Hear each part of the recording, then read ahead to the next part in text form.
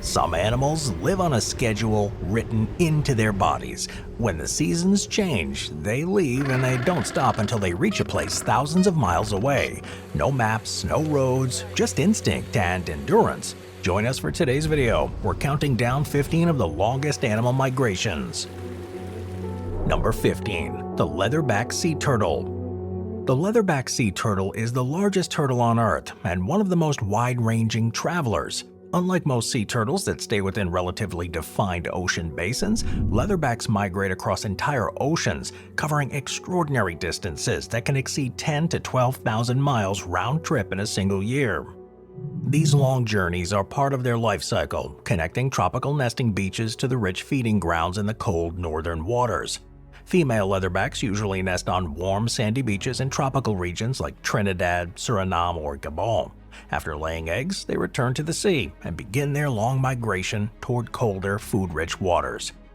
Satellite tracking has shown that turtles nesting in the Caribbean often migrate north through the Atlantic, reaching as far as Newfoundland or even the Norwegian Sea.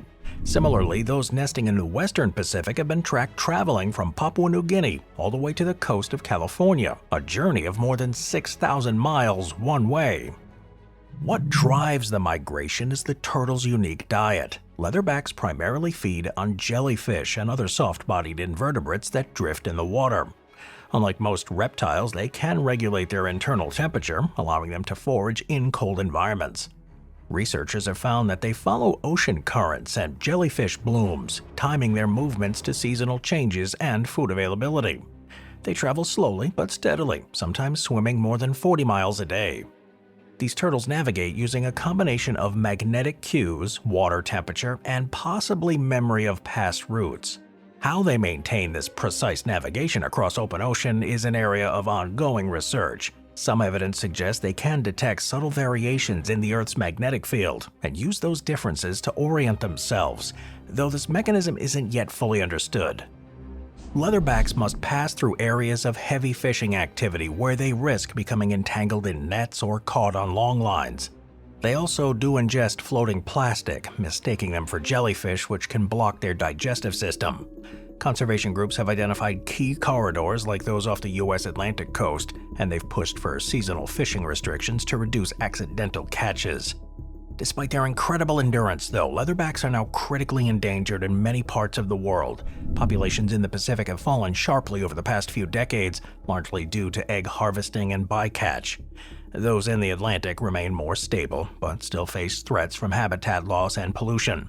Scientists are using tracking data to better protect the routes they rely on, recognizing that conservation must extend across national borders.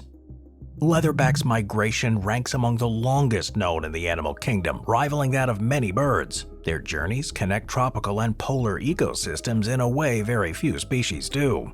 Each cycle represents not just an individual effort for survival, but a living thread tying together distant parts of the planet's ocean web.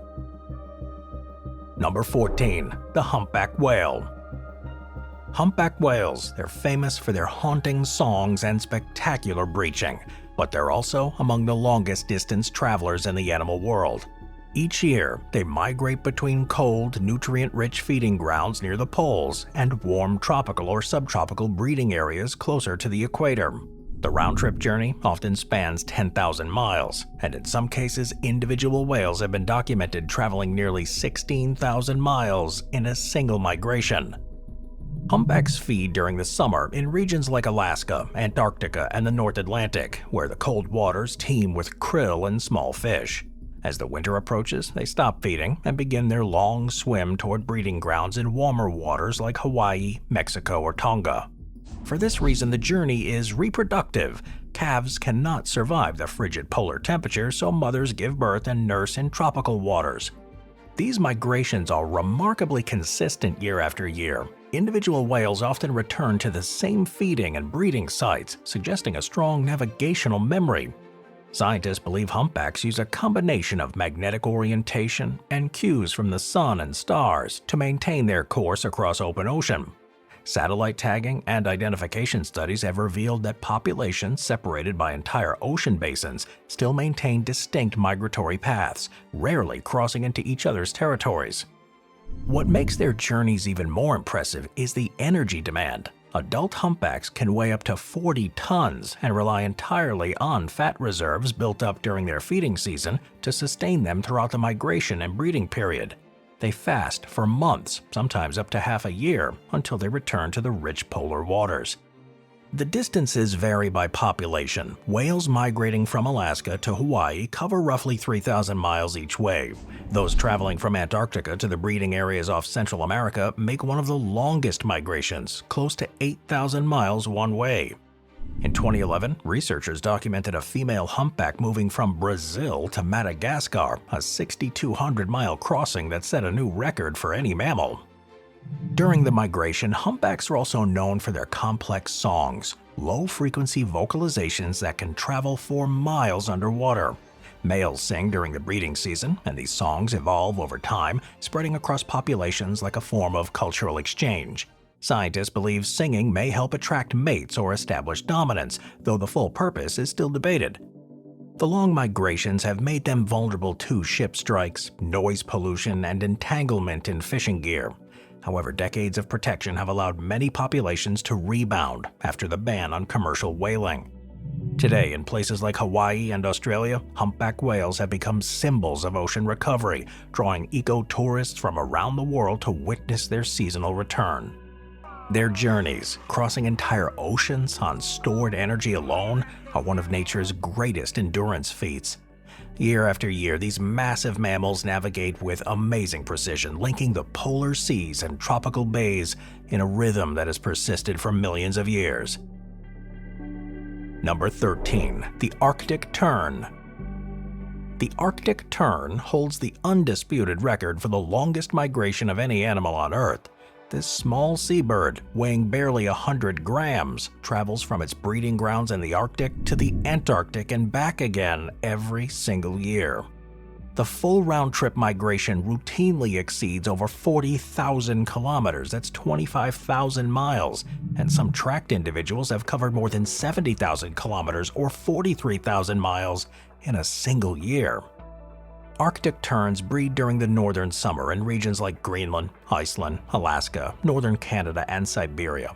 When the Arctic winter begins, they don't simply head south to the temperate waters. Instead, they embark on a transoceanic journey to the opposite end of the planet, spending the southern summer feeding in the rich waters surrounding Antarctica. Modern satellite data has shown that Arctic terns don't fly in a straight line either. Instead, they follow looping routes that take advantage of prevailing wind systems and oceanic updrafts. Birds from Europe often move down the western coast of Africa before crossing the South Atlantic, while those from North America tend to follow the Atlantic current southward towards South America. On the return trip, they often take a different route, forming a massive figure-8 migration pattern around the globe. The purpose of this extreme journey is to access continuous summer conditions. By migrating between these areas, Arctic terns experience more daylight than any other animal, effectively living in near-permanent summer. This allows them to feed almost continually on small fish and marine invertebrates found on the ocean surface. Navigation during these migrations relies on multiple cues. Research suggests that Arctic terns use the position of the sun, Earth's magnetic field, and visual landmarks when available. Juveniles make their first migration without guidance from adults, indicating that much of this navigational ability is innate rather than learned. Despite their endurance, though, they do face some growing threats. Climate change is altering ocean productivity and wind patterns, which may affect feeding efficiency during migration. Extreme weather events can also increase their mortality, especially for the younger birds. Nevertheless, the species remains relatively widespread and global populations are currently considered stable. Over an average lifespan of 20 to 30 years, a single Arctic tern may travel more than 1.5 million miles, equivalent to multiple round trips between the Earth and Moon.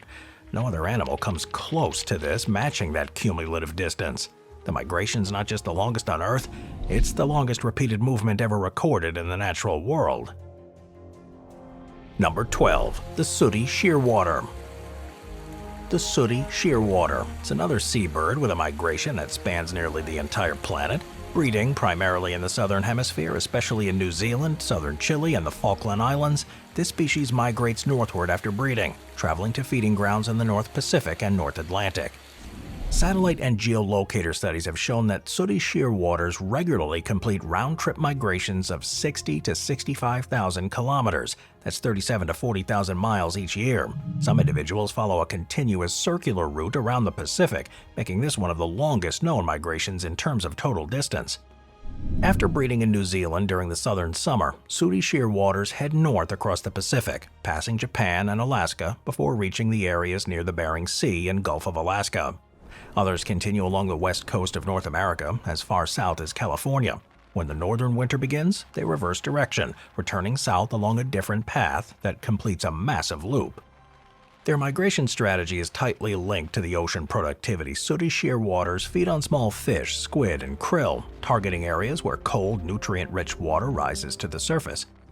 These birds are exceptionally adapted for this long distance. They use a technique called dynamic soaring, gliding just above the ocean surface and harvesting energy from wind gradients that are created by waves.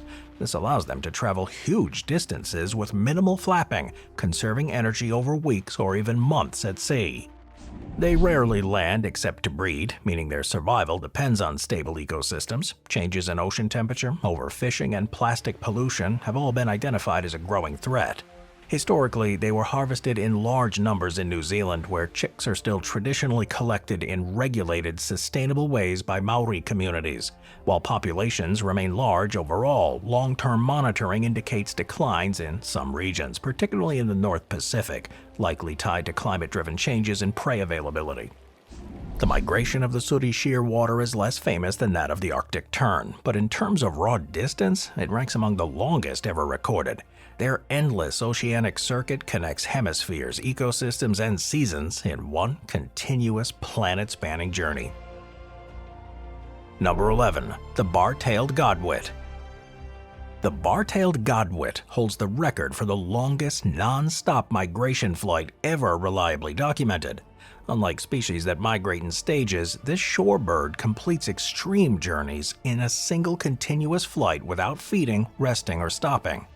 The most famous population breeds in Alaska and migrates directly to New Zealand and eastern Australia, covering approximately 11 to 12,000 kilometers. That's about 6,800 to 7,500 miles, non-stop across the Pacific. This migration was conclusively confirmed through satellite and GPS tracking beginning in the mid-2000s. In 2007, researchers documented a female bar-tailed godwit flying from Alaska to New Zealand in just over 8 days without stopping, setting a world record at the time. Later tracking revealed even longer flights exceeding 12,000 kilometers, firmly establishing the species as the endurance champion of non-stop migration. These bar-tailed godwits breed in the Arctic tundra of Alaska and eastern Siberia, where they take advantage of short but highly productive summers. Before migration, they undergo a dramatic physiological change. Birds nearly double their body weight, storing fat that will fuel the entire flight. At the same time, they shrink non-essential organs like the digestive system, which reduces weight and improves aerodynamic efficiency. After arrival, those organs do regenerate. Navigation during these flights happens entirely over the open ocean with no visual landmarks. The exact mechanisms are still being studied, but evidence suggests a combination of magnetic sensing, celestial navigation, and internal timing. Juvenile birds successfully complete the migration without guidance from adults, which shows that the route is largely innate rather than learned. Wind conditions, of course, play a critical role. They have to time their departure to coincide with favorable tailwinds, particularly strong weather systems moving eastward across the Pacific.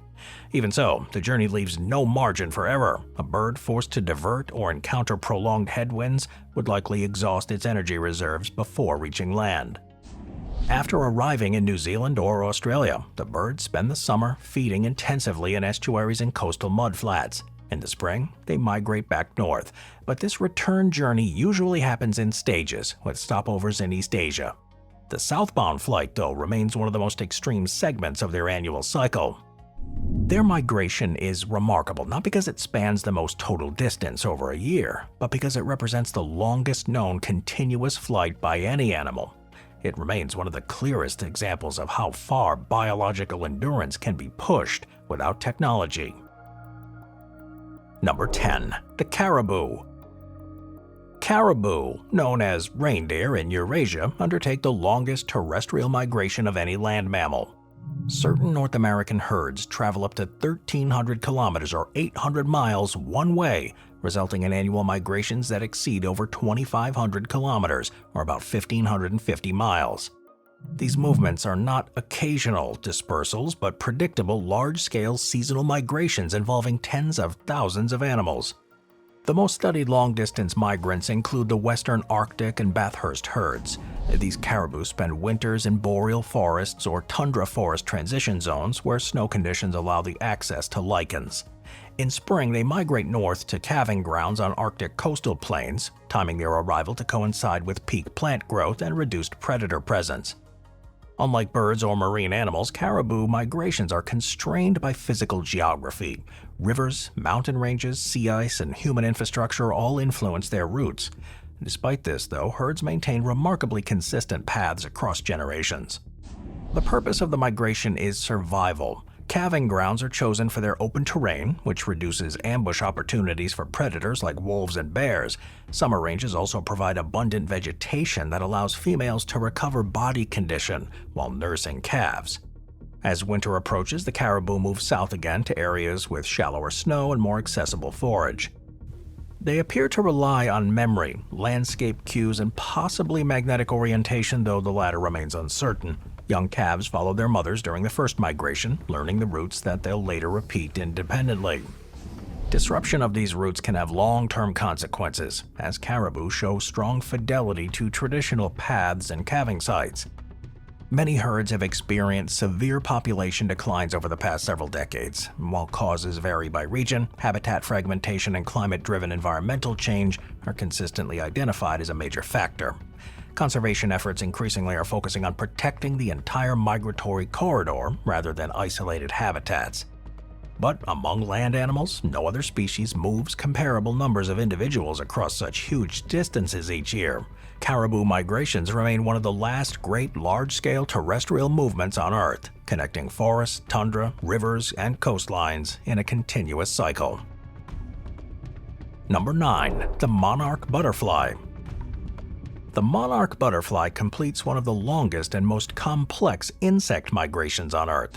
Each year, monarchs in eastern North America migrate from southern Canada and the northern United States to a small cluster of high-altitude fir forests in central Mexico. The round-trip distance can exceed over 2,500 miles or 4,000 kilometers, but what makes this migration exceptional is that it's completed over multiple generations, with no single butterfly making the entire journey.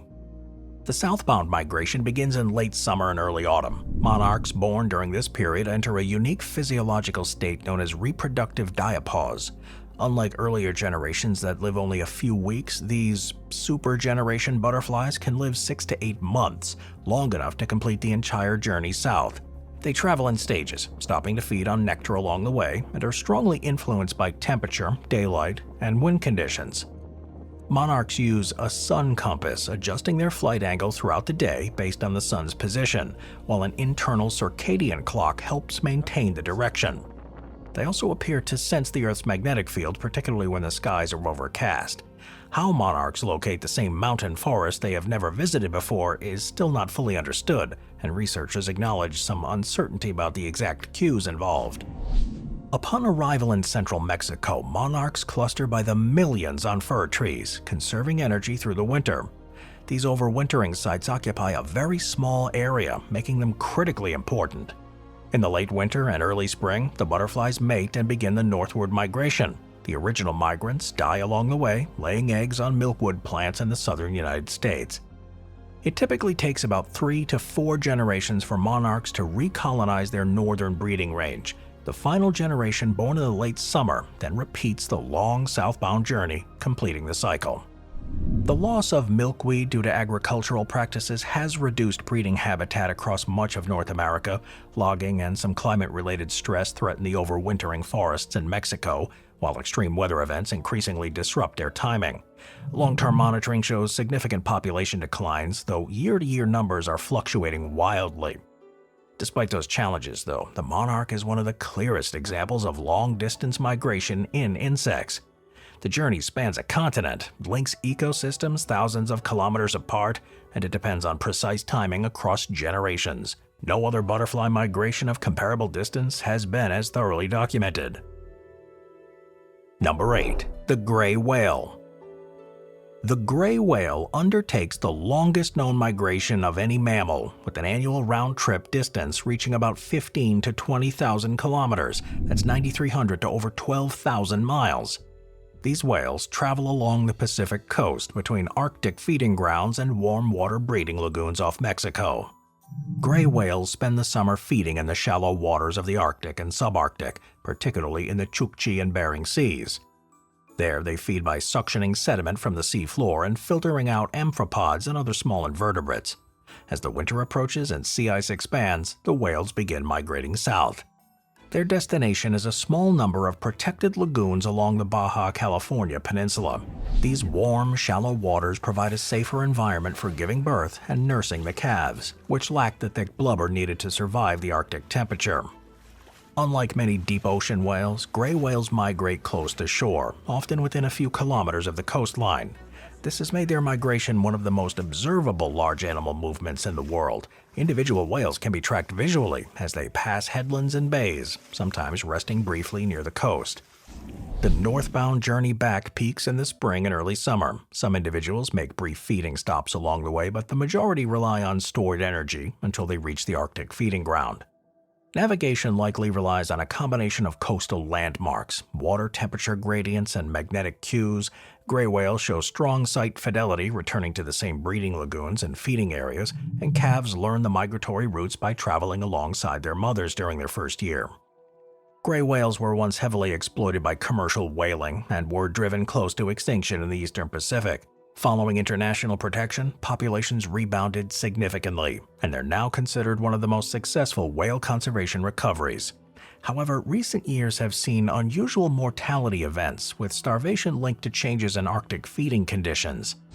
Scientists caution that some climate-driven ecosystem changes may increasingly affect the species.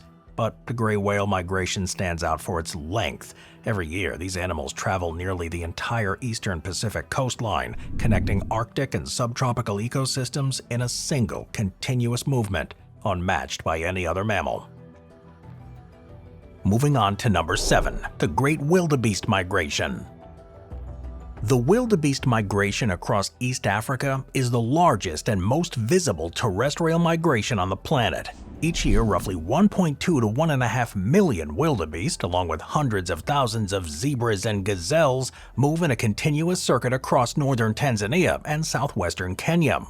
The total annual distance varies by individual and rainfall patterns, but typically reaches 1,000 to 1,500 kilometers. It's about 620 to 930 miles.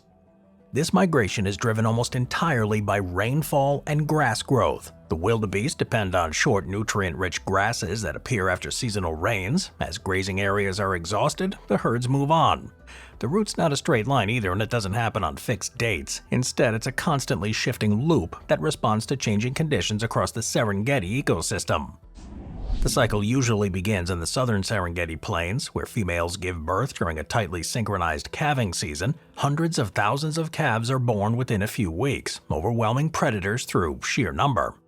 The river crossings are among the most dangerous parts for the migration. Wildebeest have to cross crocodile-filled rivers like the Grumeti and Mara. Many drown due to the steep banks, strong currents, or stampedes.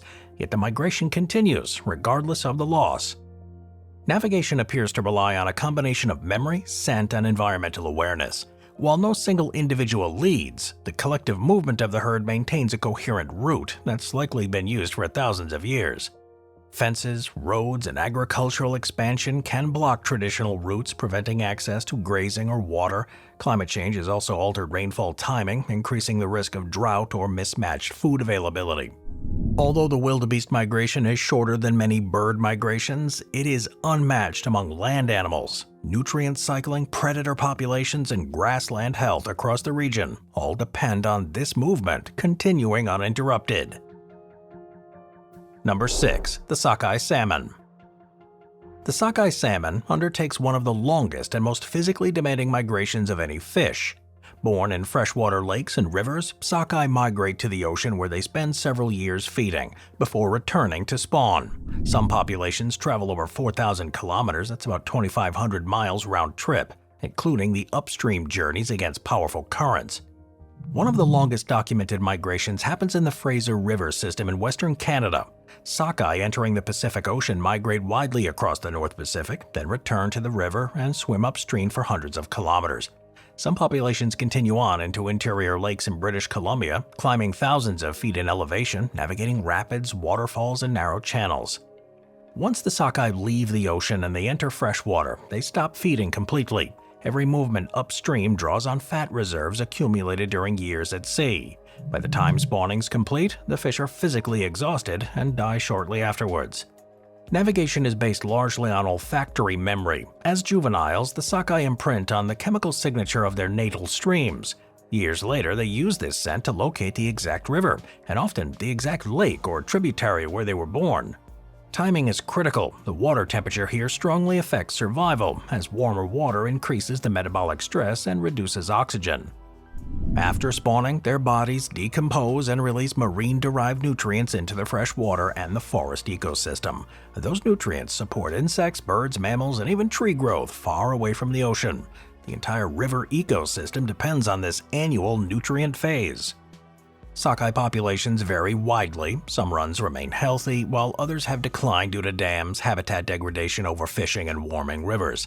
Fish ladders and harvest regulations have improved outcomes in some regions, but long-distance populations remain especially vulnerable. The sockeye salmon's journey, from freshwater birth to open ocean and back upstream to the place of origin, is one of the clearest examples of endurance tied directly to reproduction. Number 5. The Adelie penguin. The Adelie penguin completes one of the longest migrations of any flightless bird. Breeding exclusively along the Antarctic coastline, Adelie penguins migrate seasonally between ice-free nesting sites and distant winter feeding grounds in the Southern Ocean. Depending on the colony and sea ice conditions, individuals can travel between 10 to 13,000 kilometers, or between 6 to 8,000 miles in a year. The penguins breed during the brief Antarctic summer, nesting on the rocky coastal areas that become exposed as the sea ice retreats. After the chicks fledge in late summer, adults leave the breeding colonies and begin a long dispersal northwards. Satellite tracking has shown that many of the birds move far into the Southern Ocean, sometimes reaching the edge of the Antarctic polar front, where ocean productivity is high. Their winter migration is closely tied to sea ice. These penguins are ice-associated feeders, using pack ice as platforms to rest while foraging in the nearby water. When the ice retreats again in spring, they reverse course and return south to the same colonies with a high site fidelity. These penguins feed primarily on krill, along with small fish and squid. Krill distribution does shift seasonally with the sea ice and ocean currents, which forces the penguins to travel long distances. Unlike flying seabirds, though, the penguins must swim the entire way, using powerful flippers to, technically, fly underwater. Their navigation mechanisms are still being studied, but evidence suggests that they rely on a large-scale environmental cue, like sea ice boundaries, ocean fronts, and possibly magnetic orientation. Juveniles undertake their first migration without parental guidance, which indicates a strong innate component. These migrations are energy costly. Penguins have to balance long travel distances with feeding efficiency, and poor ice conditions can reduce their survival. In recent years, with unusually heavy or unusually light sea ice, birds may be forced to travel farther or lose access to stable feeding platforms.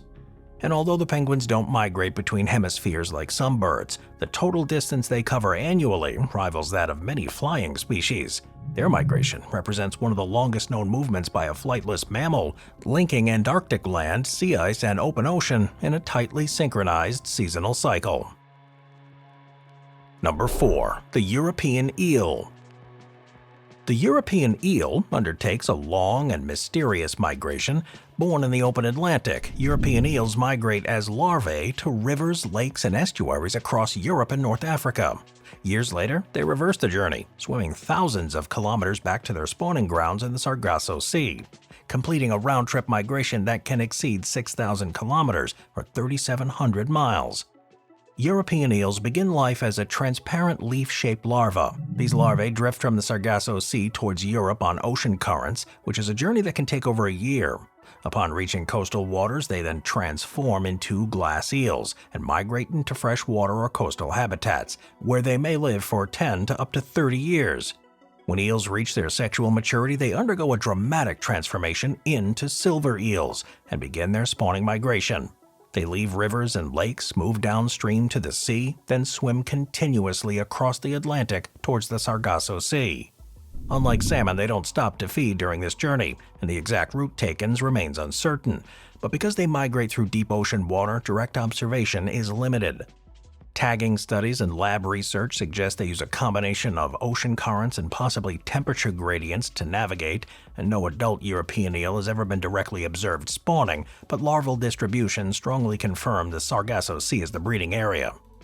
This migration is pretty extreme. Eels swim at depths that can exceed 1,000 meters, adjusting their vertical position daily. The journey takes several months, during which the eels rely entirely on stored energy. After spawning, adults are believed to die, though this hasn't been directly observed and remains an inference based on physiology and life cycle patterns. Their migration is not only long, but biologically unique. It connects thousands of inland water bodies across an entire continent to a single distant region. No other freshwater fish is known to reproduce exclusively in such a remote open location. European eel populations have declined by more than 90% in many areas since the late 20th century. Barriers like dams block the river access, while overfishing, pollution, parasites, and changes in ocean circulation all contribute to their reduced survival. Because their migration spans the rivers, coasts, and open ocean, conservation of European eels requires international coordination. Well, despite extensive research, many details of their journey remain unknown, making it one of the longest and least directly observed migrations in the animal kingdom. Number 3. The Plains Zebra. The Plains zebra carries out the longest, well-documented land migration in Africa and one of the most significant long-distance migrations by any terrestrial mammal outside the Arctic. While many people associate African migrations almost exclusively with wildebeest, satellite tracking over the past few decades have shown that plains zebras travel farther, more consistently, and across more challenging terrain than any other land-grazing animal on the continent. The best-studied migration happens in northern Botswana, linking the Chobe River floodplains with the Makati-Kati Pan system. This migration spans roughly 450 to 500 kilometers, about 200 to 300 miles, one way, resulting in an annual round-trip movement of about 500 to 600 miles. During the dry season, zebras concentrate along the river, one of the few permanent water sources in the region. The floodplains provide reliable access to drinking water, but grazing quality declines as the grasses mature and become fibrous.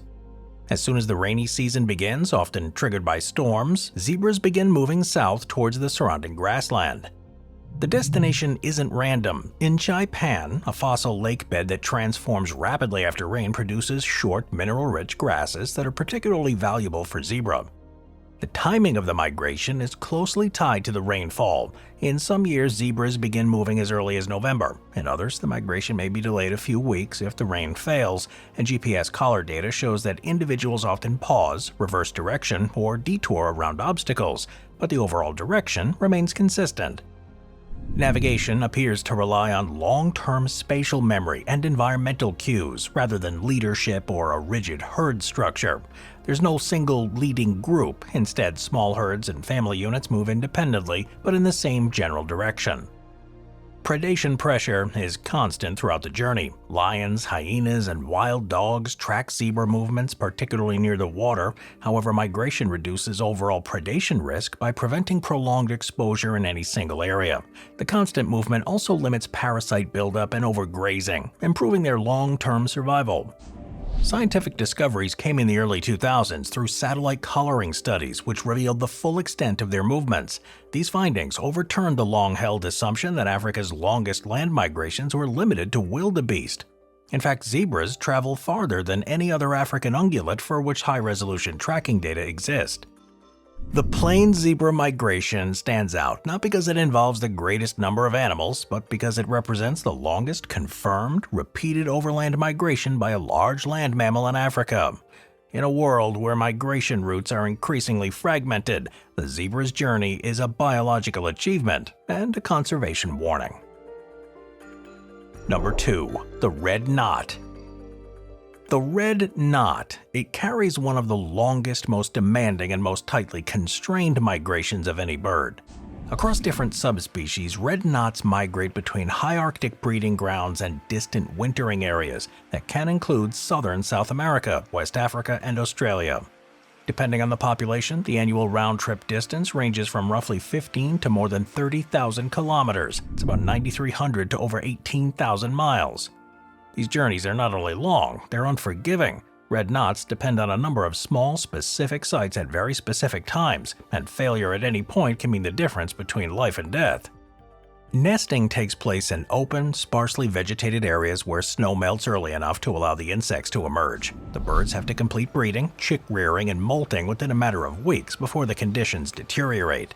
Once the breeding ends, adults begin their southbound migration almost immediately. Unlike birds that migrate gradually, the red knots undertake a series of very long flights between a limited number of critical stopovers. Some individuals fly 4,000 to 5,000 kilometers non-stop before landing. Prior to departure, they dramatically increase their body mass by accumulating fat, sometimes increasing their weight by more than 50%. At the same time, they temporarily reduce the size of non-essential organs, particularly their digestive system. One important stopover site is for the Atlantic population, located at Delaware Bay on the east coast of the U.S. Here, red knots feed almost exclusively on the eggs of horseshoe crabs. This brief feeding window allows them to rebuild their energy reserve. The timing is exact. The birds have to arrive during peak egg availability, which coincides with the horseshoe crab spawning. If the egg densities are low or spawning is delayed, red knots may fail to accumulate enough fat. After leaving North America, some red knots continue south to the wintering areas, while others travel all the way to Tierra del Fuego near the very southern tip of the continent. Birds wintering there occupy coastal flats and estuaries where food remains accessible year-round. Other subspecies follow different routes entirely, migrating along the East Atlantic flyway to West Africa or across Asia to Australia and New Zealand.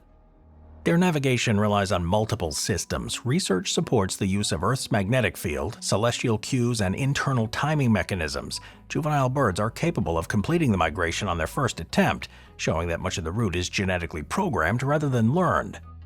Physiologically, they push the limits of avian endurance. During long flights, they burn fat at extreme rates while maintaining muscle function and body temperature. Few birds show such a dramatic reversible change in body structure over such short time frames. Unlike species that can adjust routes or timing more flexibly, red knots succeed only when ocean productivity, coastal ecosystems, and conditions align correctly across thousands of kilometers. Among the long-distance migrants, the red knot is one of the clearest examples of how migration can be an evolutionary triumph and a point of vulnerability. Their survival depends not on a single landscape, but on the uninterrupted functioning of an entire planetary corridor. Number 1. The Bogong moth. The Bogong moth performs one of the most extraordinary distance migrations of any insect on Earth. It's one of the most extreme migrations relative to body size known in the animal kingdom. Each year, billions of Bogong moths migrate across southeastern Australia, traveling up to 1,000 kilometers or 620 miles one way, from lowland breeding areas to a small number of high-altitude caves in the Australian Alps. They breed across large areas of inland New South Wales, Queensland, and parts of Victoria. After emerging as adults in spring, they do something unusual for a moth. Instead of immediately reproducing, they delay breeding and begin a long journey towards the alpine regions hundreds of kilometers away. The caves thereafter are used year after year, generation after generation. During summer, the moths enter a state of dormancy. Inside the caves, temperatures remain stable and cool, allowing the moths to conserve energy during the hottest months of the year. In peak years, the caves contain millions of moths layered in several individuals deep across rock surfaces. Their migration is nocturnal. The Bogong moths fly at night to avoid predators and extreme heat, resting during the day. And unlike many insects that migrate passively on the wind currents, Bogong moths actively orient themselves towards their alpine destinations, correcting for drift rather than simply being carried along. Once inside the caves, they don't feed. They survive entirely on fat reserves. Their stored energy supports them for months until late summer or early autumn. Only after returning do they reproduce, lay eggs, and complete their life cycle. Ecologically, the moth migration is extremely important. For thousands of years, the moths were a major seasonal food source for the indigenous Australian groups, who gathered in alpine regions during the summer to harvest them.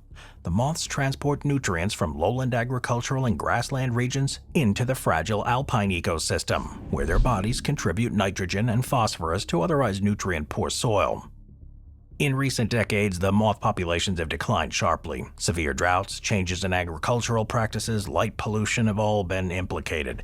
In some years, migrations have nearly failed entirely, with cascading effects on alpine predators like mountain pygmy possums, which rely heavily on the moths as a food source.